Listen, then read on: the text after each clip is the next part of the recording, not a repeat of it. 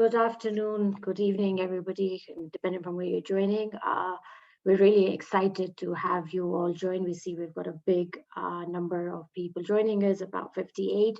So welcome to this webinar on the possible Africa application process, which is obviously going to be a question and answer session. My job today is very easy, just to welcome everybody and to just quickly introduce my colleagues who are going to walk us through the different sections of the agenda. So we will start with Dr. Judy Omumbo, who will give us an overview of what the possible Africa program is about, and then we'll go into the review process, not the review, the application process, both the technical and the financial. Our technical aspects will be led by Susan. The financial aspects will be led by Emma, and then we will go again into the review process led once again by Susan, and then we'll come into a very exciting 10 minutes of community public engagement led by my colleague Lillian. Our moderator for today is going to be our team colleague Rosa, and just inform everybody please that we are recording this event just to make sure that we capture all your questions and concerns and can get back to you. So if there are any concerns, please do let us know within the chat. And at any point, please feel free to put your questions in the chat, but we will make sure we answer everything within the question and answer session. So with not much ado, I will hand over to our moderator for today, Rosa. The floor is all yours. Thank you.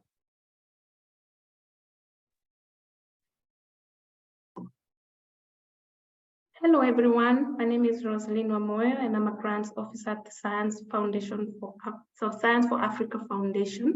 I'm going to introduce the speakers today who are going to present to you. And first on the agenda, we'll have Judy, who is going to speak about, who is going to give you an overview of possible Africa.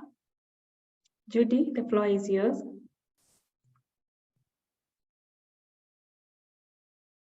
Thank you very much, Rosa, and thank you very much, Usma, for introducing us. A very warm welcome to all of our participants this afternoon, and welcome to the Science for Africa Foundation.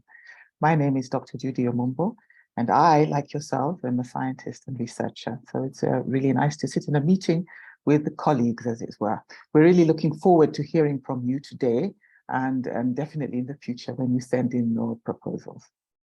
So perhaps I should tell you a little bit about the Science for Africa Foundation and why this particular call is really important to us. So we are a Pan-African organization, a funding organization for research in Africa and on this continent. Our aim is to do research that is important for Africa by identifying priorities for this continent and addressing those priorities directly and through leadership in research by African people within African institutions. So the strategy of the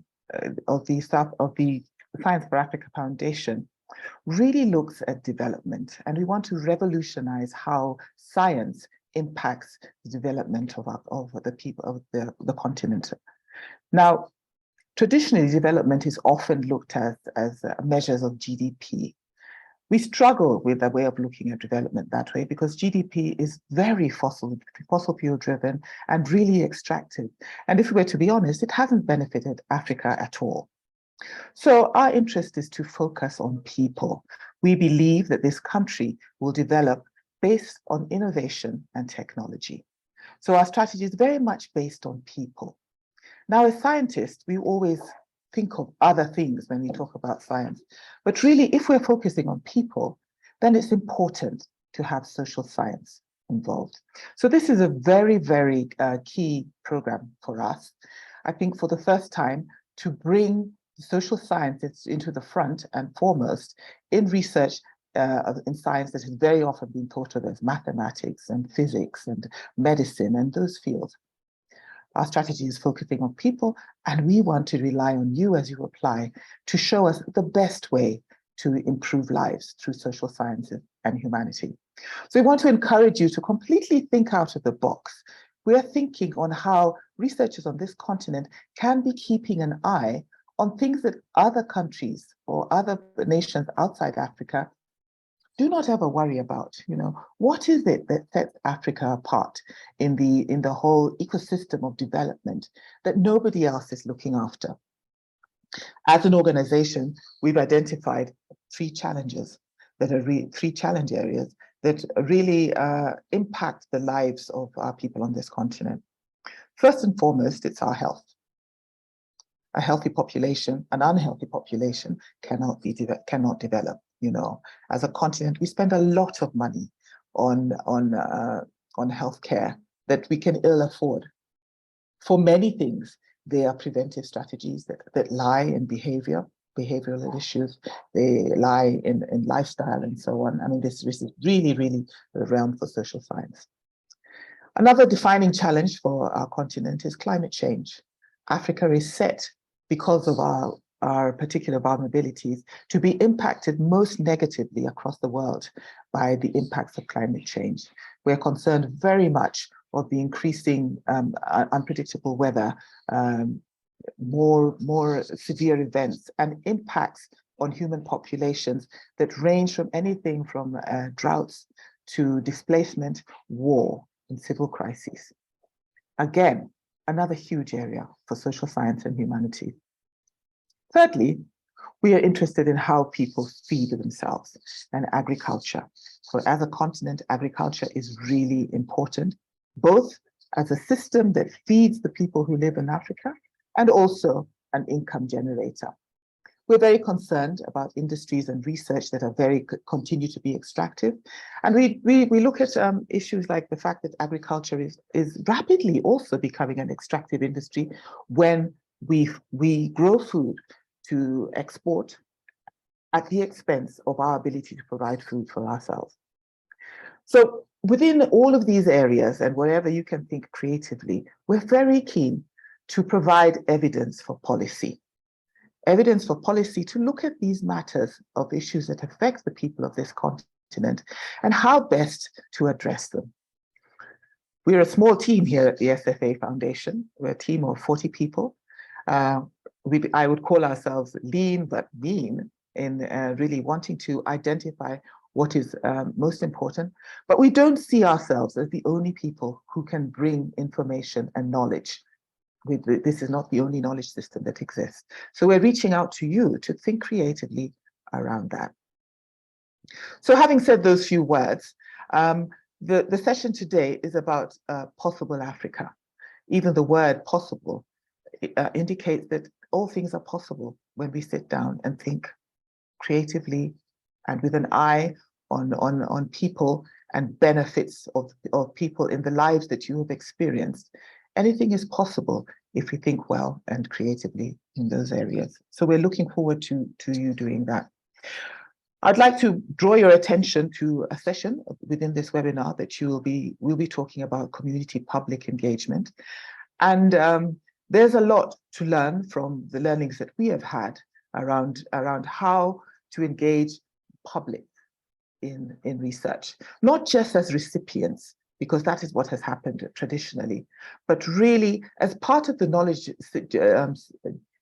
part of the community of knowledge generation, and really being part of making the decisions of what's going to make a difference for them in the future and for their children. So next, I'd like to hand over to who's covering the application process. Uzma, is that you?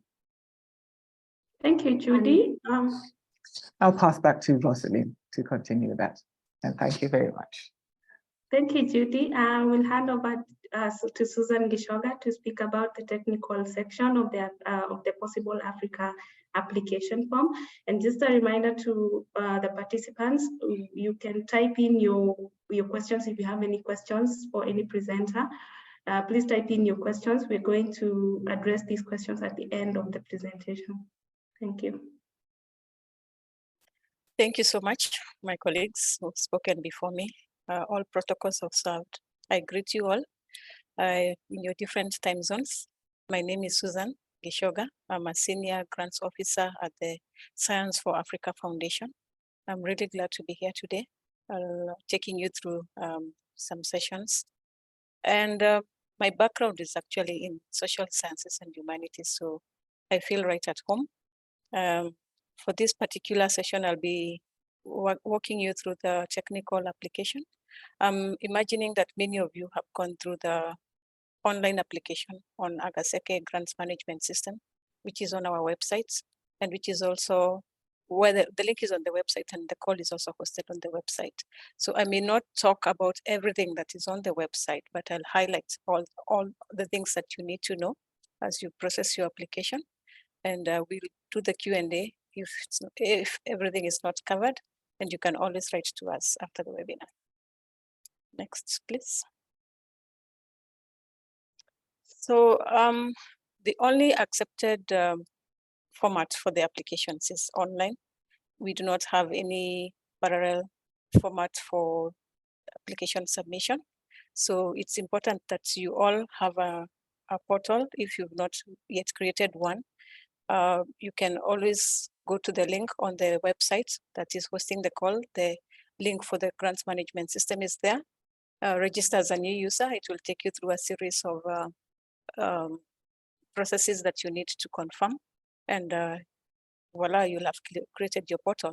Once you create your portal, you can now access not only this particular call, but all the calls that are hosted by Science for Africa Foundation on the on the grants management system. Next, please. So the possible application templates, for those who have not gone through the portal yet, this is what you expect to find. The summary is that we have about 1, 2, 3, 4, 5, 6 sections that you need to fill. Some of the information is not directly put into the section that you will open, but you may have to fill it. You will have to fill it on the portal profile page. So then it automatically links. So the mandatory fields will be highlighted. I have given a small, no, I have not given you a graphic, but it's possible that you will, if you've already opened the template, it's a dot, a red dot on every field that is mandatory. Please fill that field because that will enable you to submit. And then you'll find all the data entry fields have got word limits. The word limits are different for every field, of course, depending on the focus. And then if you want to work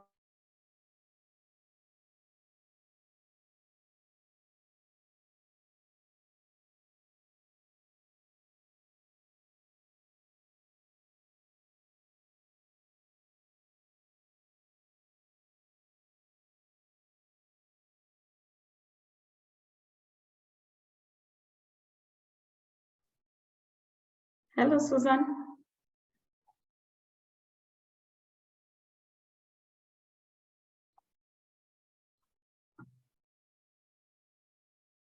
I think we lost Susan. We'll give her a few seconds to rejoin the call.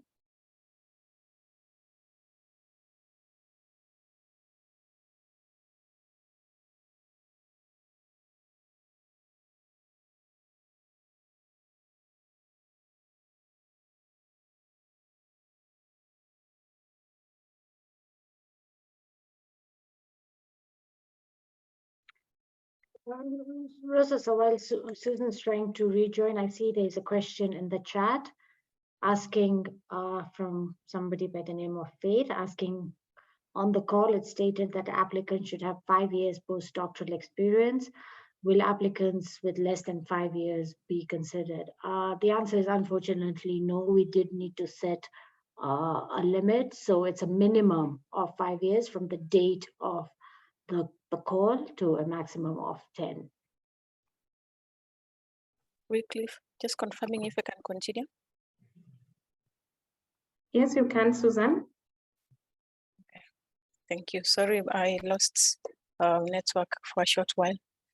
So can we go to the next slide, please? All right, so I was about to start on this detailed structure of the application form. The application form is relatively simple and light on the fields that are needed, but they are all very crucial to the review process.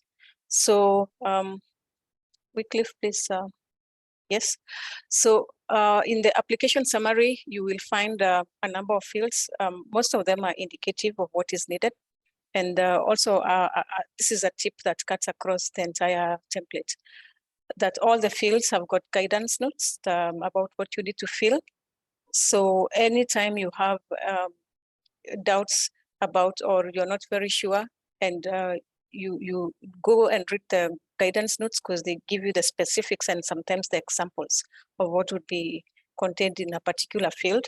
And again, if you are not really clear, again, you can talk to us. So I just wanted to highlight that in the application summary, the duration is 24 months or less for your project. And then also you need to indicate your primary scientific field tied to your proposal.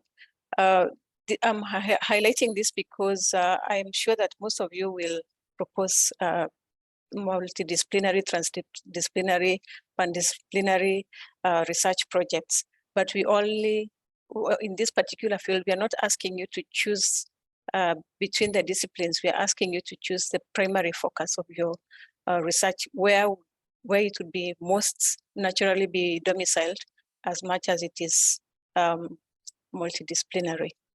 Then under applicant details, just a few things to highlight. Again, the guidance text is provided, and then you need to, some of the information will map in from your portal profile page. So you need to check your manage my details. I already showed you in the previous slide where it is. So once you fill all the fields, the ORCID number, your name, your organization, your contact details, they will map automatically into your application form, so you don't need to fill again. So I'm just telling you this because sometimes when you come to validating your application, making sure that every field is filled, you might wonder where should I fill my nationality? It's under my manage my details on your portal home page. So then in this section, please showcase yourself.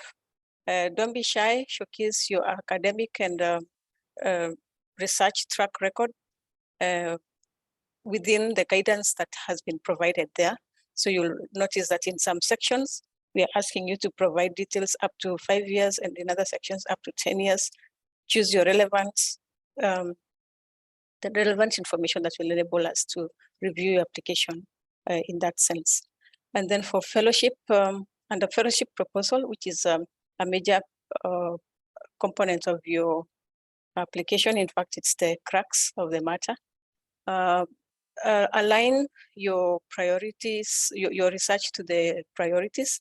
Much of what you would put in this section is actually on the website. We've put all the details that would enable you to be eligible, and also to answer some of the questions that you would have under the fellowship proposal. So we are accepting proposals in any discipline of social sciences and humanities, whether pure or applied research. Mixed method proposals are also accepted, and then use the formats that would generally be accepted in your scientific discipline. So the proposal itself will be typed, you have to put it online, whether you type it there or you cut and paste, it doesn't really matter. We've put a word limit of around 3,000 words. Choose the format that you present your proposal within should be tied back to your scientific discipline. And we are not prescriptive on this, as long as you give us enough details that would enable us to do a proper review.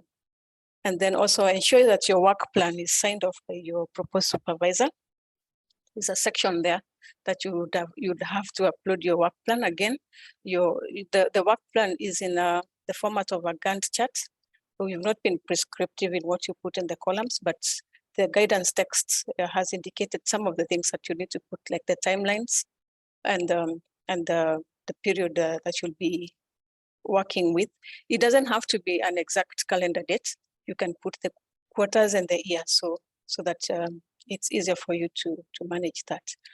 And then the budget section, my colleague Emma is coming up next. She'll talk to you about it.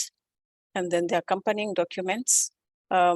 There's a lot of details about what would be contained in the documents that you're going to upload. And mostly it will be to do with the CV of the proposed supervisor. And then the letter of support from your institution and a letter of support from your proposed supervisor. So that's it for now. Over to my colleague, Emma, for the budget notes of the application process. Thank you.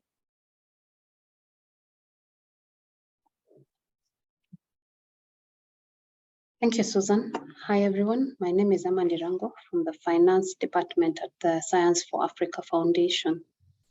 I will take you through just some pointers when you are doing your budgets. We have tried to make the budget template as simple as possible, and we hope you will be able to fill it in without much trouble.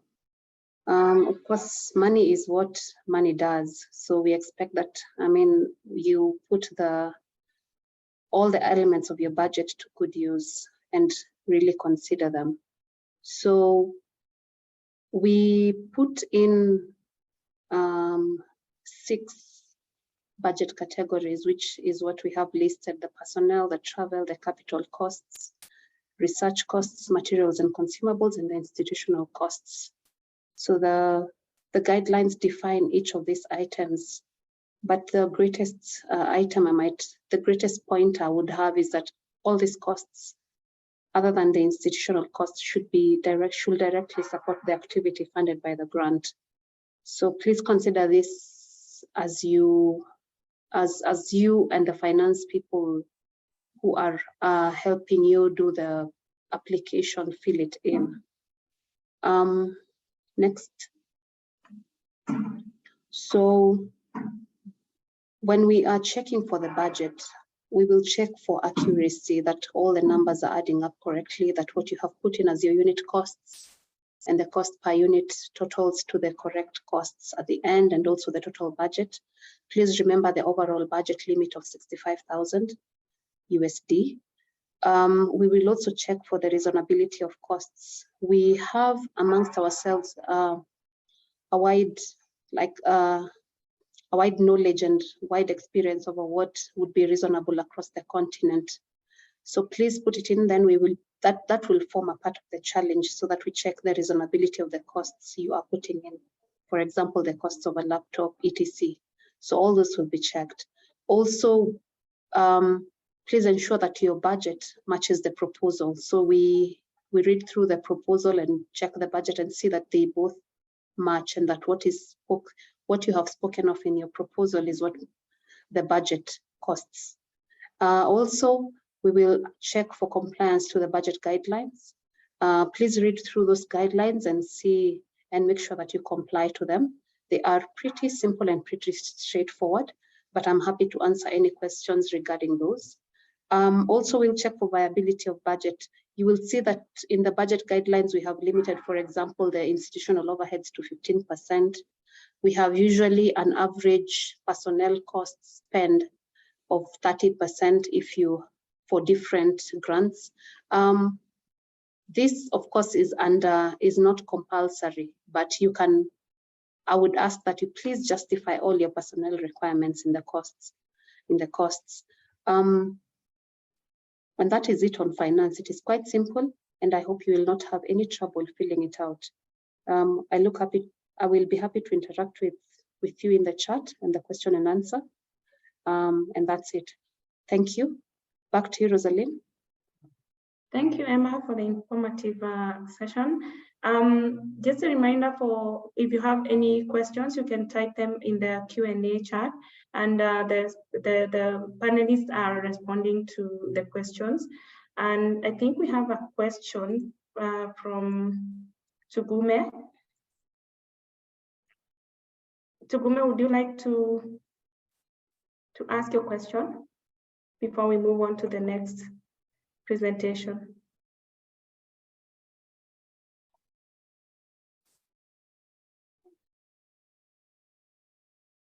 Hello, Tugume.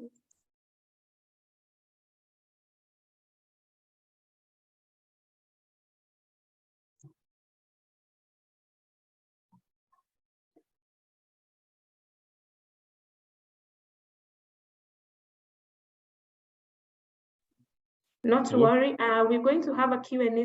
Okay, he's come on. Lukman, you can speak. Okay, good. Yeah, for budgeting, I want to ask if you also factor inflation. Say I'm getting a budget now, but then I'm factoring inflation with respect to when funds will be assessed and when the research will be carried out. Thank you. Rosa, should I answer that? Yes, please answer. Thank you for your question, Tugume. Please put it in your costs. If you foresee that in your country there will be considerable inflation in the period for the grant, please make sure you put it in. You can insert as many lines as possible to cover you, and we can review when you submit that budget. Thank you, Emma.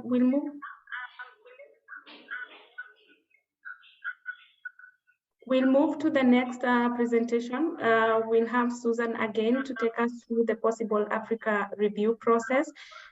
If you have any questions, please try to use the Q&A, type in or record in the Q&A. We're answering the questions as we move along, but we're going to have a Q&A session at the end of the presentation. Welcome, Susan.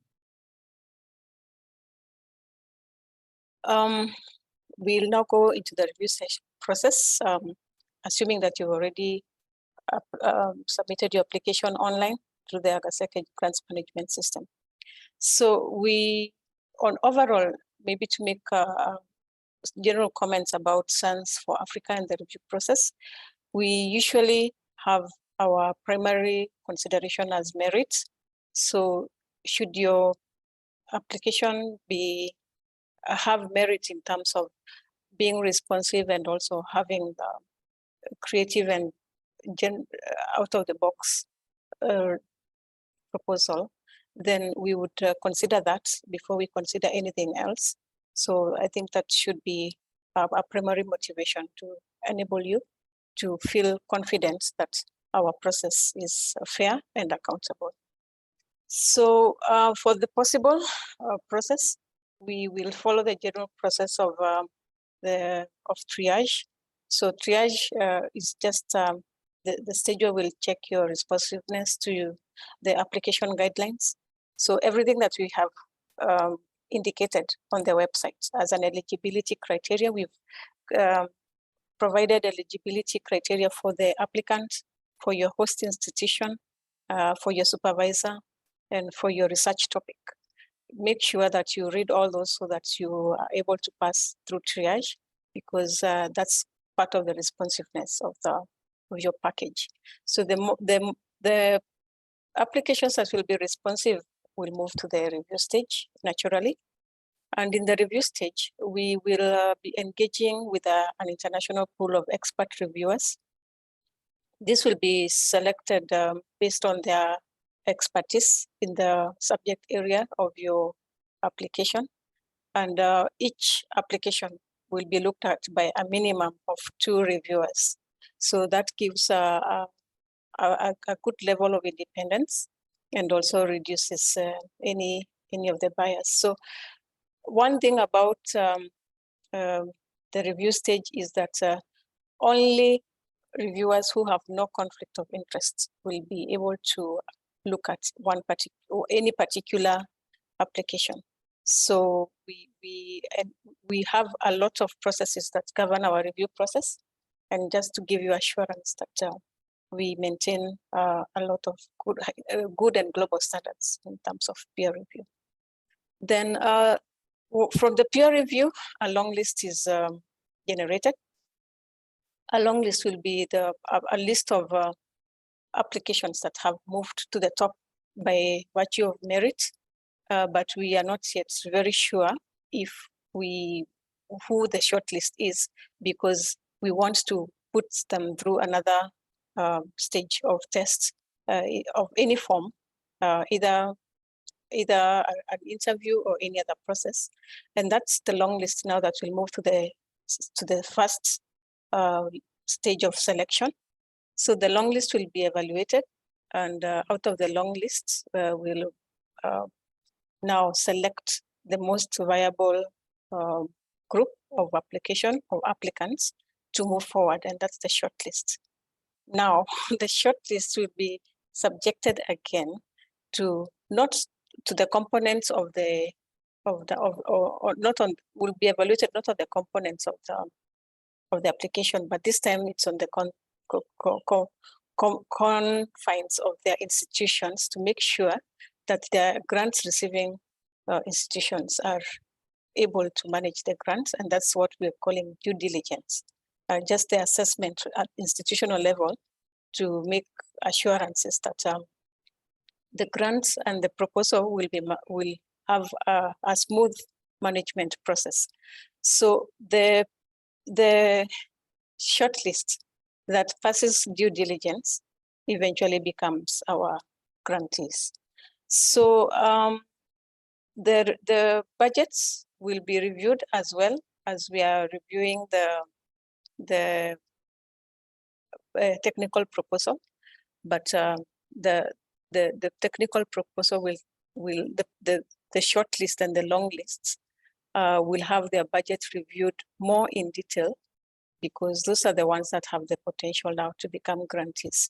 And some of the things that the review processes that Emma has indicated in her session above will apply at that stage. So that's the short summary of the review and selection process for Possible Africa. Thank you. Oh, sorry, I had another stage. So I wanted to share with you the review criteria that the international pool of reviewers at independent peer review stage will be using.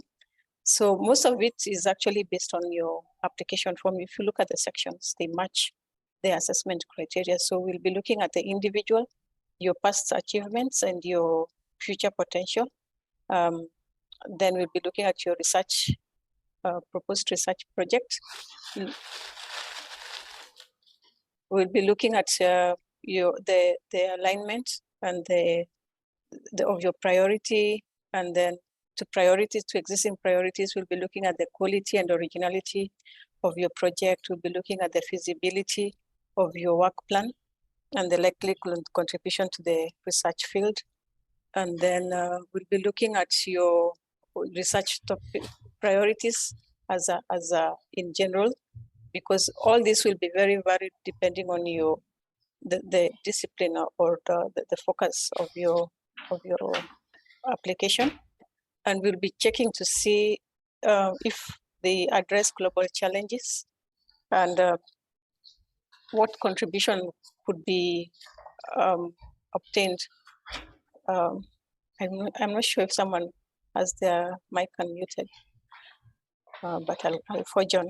So just also make sure that your research project also aligns to all levels of your context. And then the case for capacity building, there's a section in your application form where you're talking about how this fellowship is going to change you as a person and your environment, including your institution. So we'll be looking at what value addition this fellowship is going to make to you and to society at large. And in summary now, that's the basic process that we shall follow for the review process. Thank you. Back to you, Rosalie. Thank you, Susan. Next, we're going to have Lillian Mutengu, who is going to speak about community and public engagement. Lillian, are you there? Yes, Rosalind, thank you very much. I'm trying to switch on my camera. I'm hoping that I won't have a lot of light penetrating through. Am I visible? Am I clear? Am I audible? Yes, you are. The floor Awesome. is yours. Awesome. Okay, good afternoon, everybody, and thanks for the opportunity to talk to you about people, society, and their place in research. Earlier when my colleague Judy was making her introductory remarks, she touched a bit on the place of community and public engagement in research. And I just want to take us back just briefly to reflect on what happened during the COVID pandemic. I know we are not yet totally out of the woods, but some of us who have been in this field have learned some lessons that even with the best science sometimes, and the best technologies and the best diagnostics, if the people, the end users, or what I like to call the last mile, are not appreciative of the science, do not trust the science, then the science is in vain. And that's where I want to come from, to really share why I feel that this scheme should really place engagement, society, people at the center of your work. So when we talk about community and public engagement, what do we really mean? And this slide really is just going to briefly take us through what community and public engagement ideally should be, not what it currently is, and also what it is not. So when we talk about engagement broadly, we are looking at this as a process of two-way interactions. And the field of science or research, we look at this as the interaction between scientists and non-scientists, or what we call non-academic publics. And these publics can be diverse. That's why you need to mark the word publics. I use the S at the end deliberately. And the role or the major aim of community and public engagement is really to achieve a symbiotic relationship between science and society. So this should be a reciprocal relationship between these two players in this field. I'm separating community and public because the aim of doing engagement between these is different. When we talk about community engagement, we are focusing on the actual community where research is happening. The community that is directly impacted by research and also directly impacts research. Public is where we're looking at engaging with players who may not necessarily have a direct contribution or impact on research, and who a particular research may not directly be impacting, but they could have a stake in really the research outcomes. So when we look at how engagement has traditionally been done, the way researchers have been engaging people has mainly been through a unidirectional approach, using more or less an educational model to kind of engage communities. And here, the way they've been really perceiving communities is more as recipients of information, or more as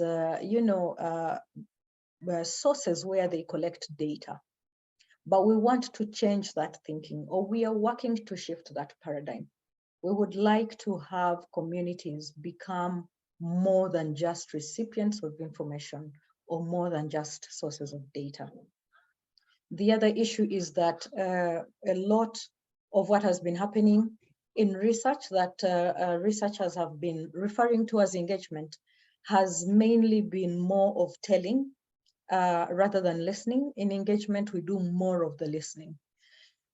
What engagement is not, particularly when we look at science or research or innovation or technology and innovation, especially where we're looking here in terms of scientific research, we we don't want researchers to assume that when they do a lot of health promotion, they are actually engaging.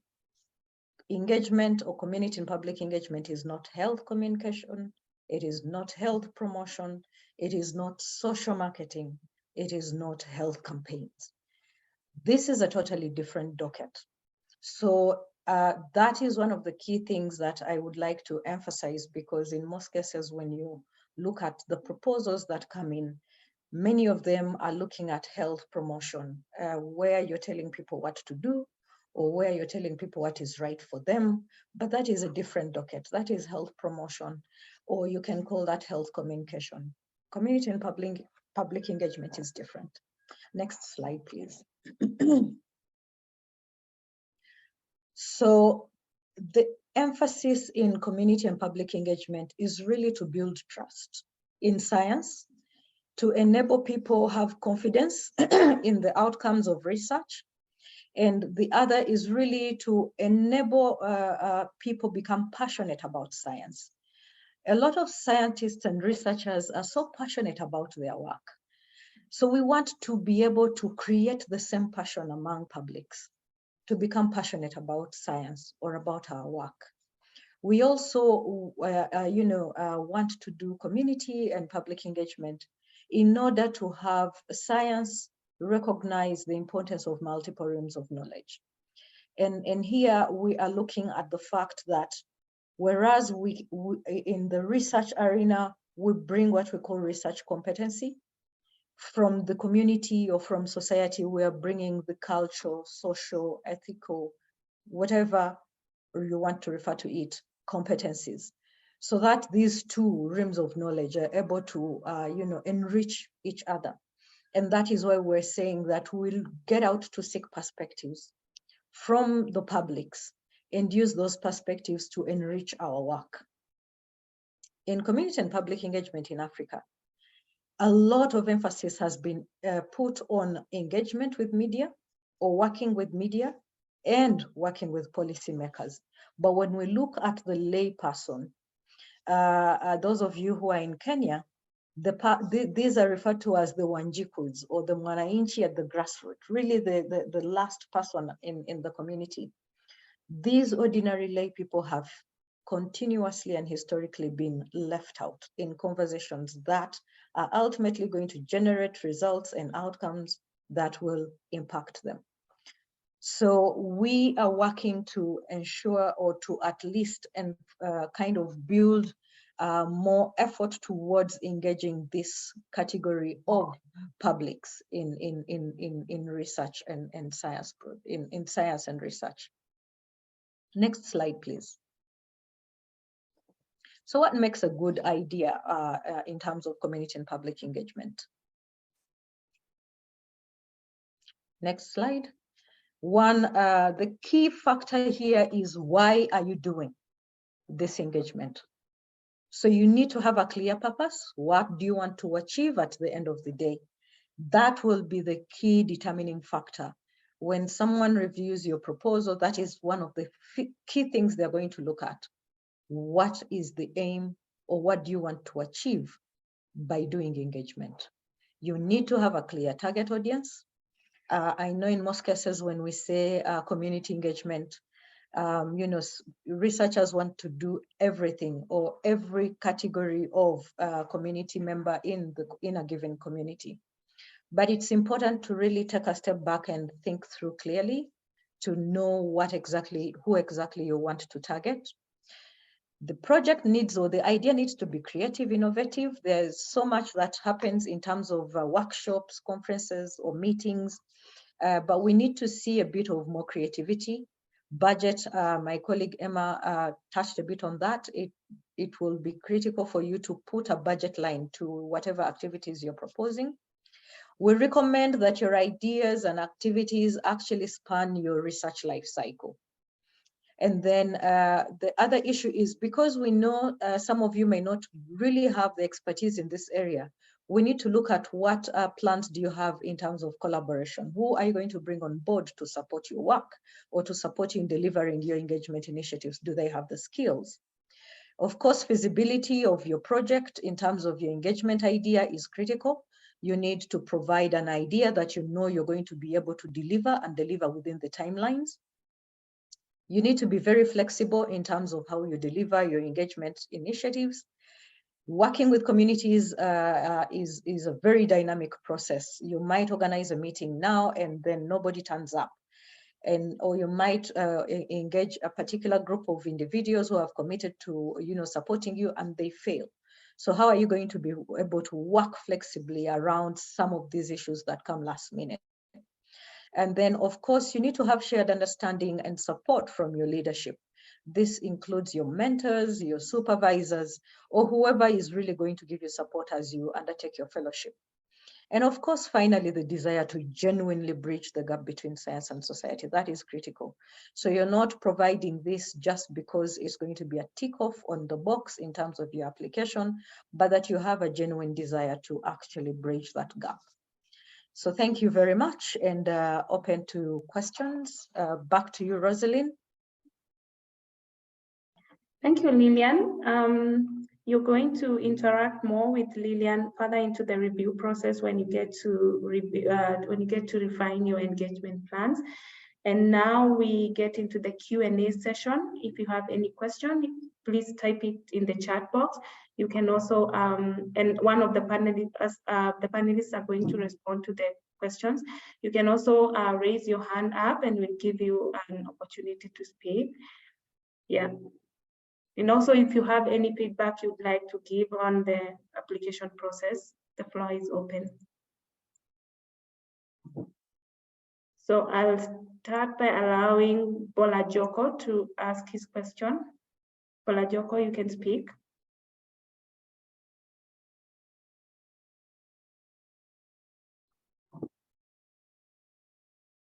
Hello, Bola Joko. Please unmute and speak.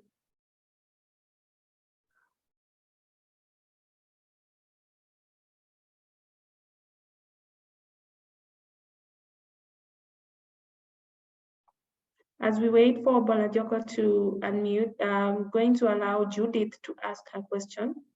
Judith, you can unmute and speak. Yeah, good afternoon, everyone.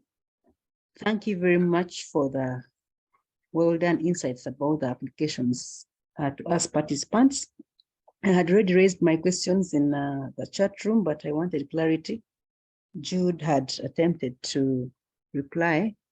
So one is already gone. I thought was there's section 8, where they was asking about formal activities, and they were expecting us to put there 3 paragraphs. So I was wondering whether there will be kind of formal learning activities, and that one she has answered it. And then there's section 9 also, it talks about career and mentorship goals.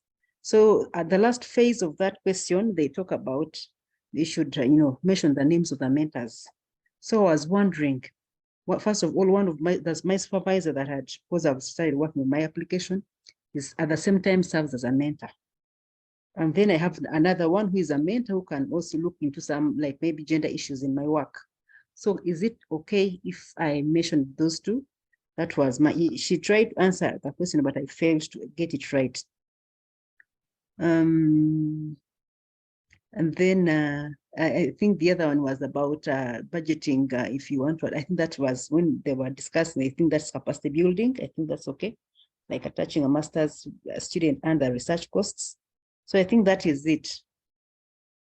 Okay, thank you, Judy. Uzma, could you take that?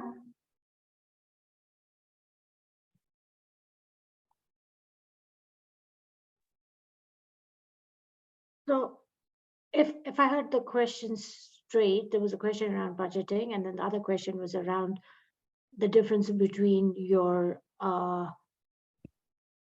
mentor and supervisor. Yes.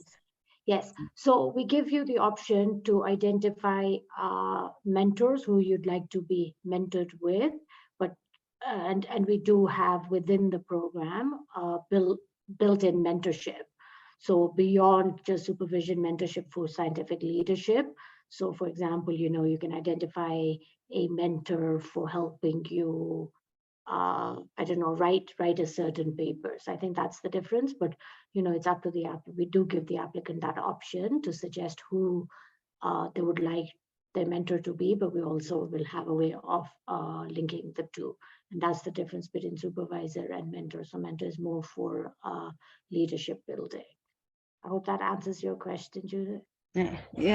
So on this section, I concentrate on mentors. Then, since the supervisor has his own section and and the forms and all that. So the question on mentorship is asking more like, what would you like to be mentored in? For example, would you want it to be, whatever that might be. Okay. Right, and if your mentor is going to be your supervisor, then you can indicate that too. But there's a section later to allow you to suggest suitable mentors. Okay, thank you very much. And next, I'll give an opportunity for Cynthia to ask a question. Cynthia, you can unmute and ask. Thank you very much for the nice presentations and guidelines. So my question would be, is it possible for one to have his or her current university as a host institution? Or must the individual look for another university, maybe outside his or her country? Thank you. Uzma?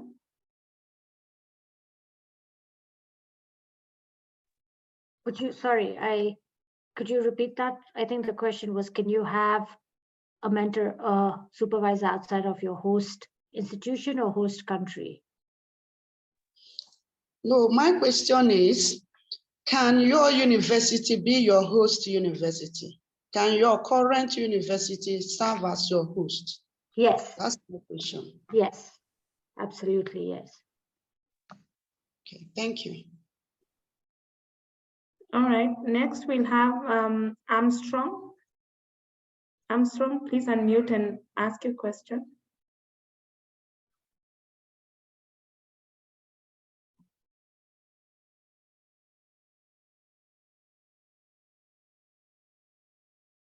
Hello, Armstrong.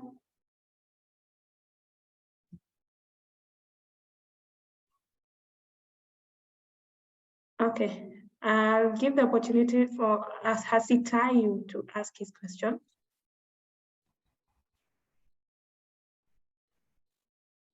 Hello, Hasitayu. Yeah, it's Hasia. Can you hear me? Yes, yes.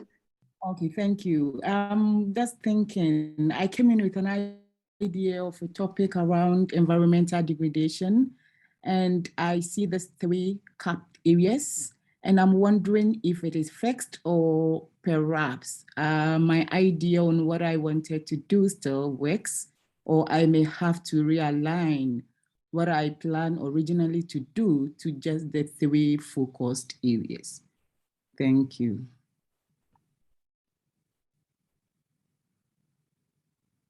Thank you for your question. Uzma, are you able to respond to that?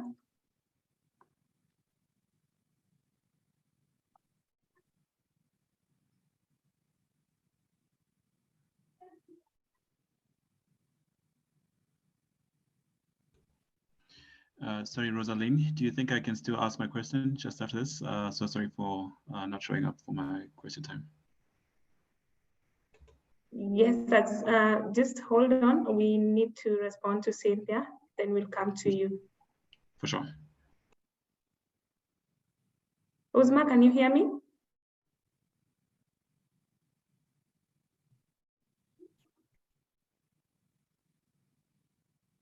Okay, Cynthia, if you can type in your question, please type it in the chat box and then we respond to you shortly. Armstrong, could you ask your question? Yeah, so thanks, Rosalind. Yeah, so I think I'm one of the people that was a little confused by the eligibility criteria in the beginning. So I had to sit in through the whole process, maybe just to answer this question at the end, that I think there's a feeling around that some of us who actually do not have the minimum requirements, could there be an opportunity that SFA can share opportunities, I guess, maybe for people within our profile, because I mean, I'm very keen, as much as other people as well as myself who are asking the same questions about opportunities that are relevant specifically to people that have under 5 years of experience postdoc. Thank you. Thank you, Armstrong. Judy, could you respond to that? Sorry, Armstrong, I missed the end of your question. Could you just say that again, please? Yes, thanks, Judy. So I was just asking whether there could be opportunities that SFAA does have for people or other postdocs with under 5 years of experience or 5 years of having finished their PhDs. Because I see this question resonates with a lot of people that were commenting in the Q&A there. So thank you for the question, Armstrong. I think what we are really trying to identify are researchers who have already decided to go onto the career path of research. So this requires some time to settle in. You know, I think when you get your PhD, there are a couple of years for many people where they're still deciding what to do next. So we, from previous programs that we've sponsored or calls that we have issued, we have found that normally by the time somebody has been in research for 5 years, then they're already set on a path towards becoming a researcher. And so that's why we set that minimum requirement. It's a policy across all of our programs so far. So unless if you keep your eye on the website, unless something changes, this is what will happen with all of the calls. Just be patient. SFA Foundation is here, and in the future, we look forward to hearing from you. That's a venture I need to have. Thank you so much. Thank you, Armstrong. Getachew, please ask your question. You can unmute.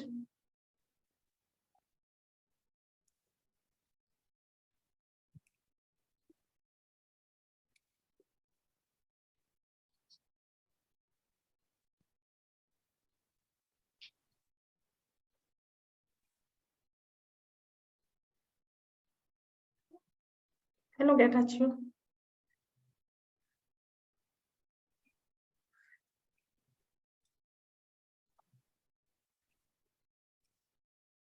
Okay, thank you. Judith, ask your question. Just can you get a mentee who's outside Africa, a mentor? Or she or he has to be supposed to be an African? So I think let me talk a little bit about the mentorship program. The mentorship program is one of the offerings that the successful grantees will have from the SFA Foundation.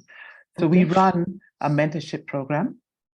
We allow grantees to propose people who they feel that could mentor them correctly. Typically, they don't have to be from the same institution. They can be from this continent. You may require a mentor who is from a different continent, and you can propose those ones. So whoever you feel will benefit you while you're within the mentorship program. Okay. So that's a discussion that we can have later. But as an organization, we do prefer to prioritize Africans. We will have other mentors who are already signed up with our mentorship program. And they do put what their skills are in mentorship. There are those who are good at mentoring and leadership. There are those who mentor well in research support. But mostly this is a very different sort of support than the supervisor. The supervisor will manage the academic side of things, but the mentor is the one to help to grow you in your career. Okay, thank you very much. All right. Very clear now. Yes, thank you. Thank you. Hasiatu, has your question been responded to? Yes, thank you very much. Thank you. Okay. All right. We also are attending to the questions on the chat box, and we'll respond from the top going down. I'll ask Lillian to respond to this question on CPE. Could a CPE project from a previous study form the only project for funding in this grant? Rosalind, which question is this, please? Could you repeat again? could a CPE project from a previous study form the only project for funding in this grant? I'm not sure if the question is clear. I don't think I understand the question too. Mary, Maybe if you're on the a call, person could you can raise your hand and clarify your question.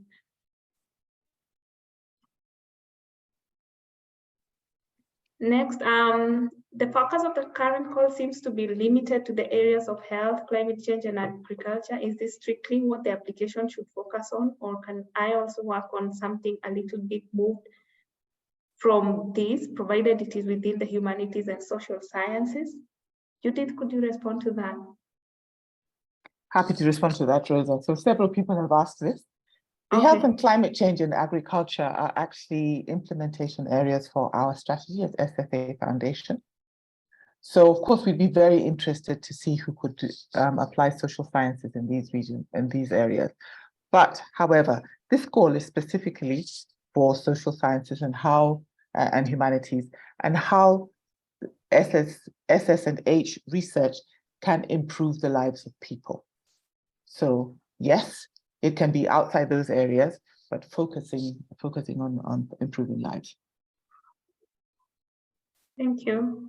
We also have a question from Lucy Mandila. Can I build up or blow out a proposal previously funded at a small scale by another funder? Judy? Oh, apologies, that's just about to type. It depends, okay? We don't normally fund something that has already been proposed or that is already funded rather. So it depends on whether this is a continuation of the same thing or an expansion of an initial research project that you did. You feel that there are different angles that you can look at it. So we're not going to, if something is already funded under another grant, when we're doing the due diligence, we'll find out whether there's any overlap. But double dipping is considered a no-no. So just make sure that if you're writing a proposal of previously funded research, that part of the proposal that is already funded is completed or is not included in the next phase of the research. But it can be the same topic.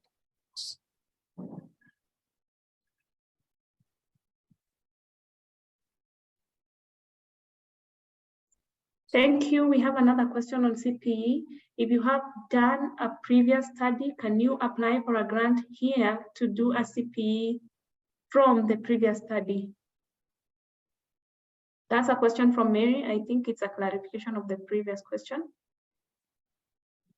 The issue would be how you actually relate your engagement project to your current fellowship project. So that for me is the key issue. You have to align what you want to do and why you are doing what you're proposing to do. So the engagement proposal is supposed to strengthen your fellowship, your fellowship application or your fellowship project. How you come up with the idea, it would be up to you, because we would definitely be reviewing the strength of that idea based on the few elements that I highlighted in my session. Thank you, Lillian. I think we've attended to all the questions that were open. I can see 2 hands up from Hasiatu Judith, but I believe your questions have been responded to. Yeah, sorry. Okay.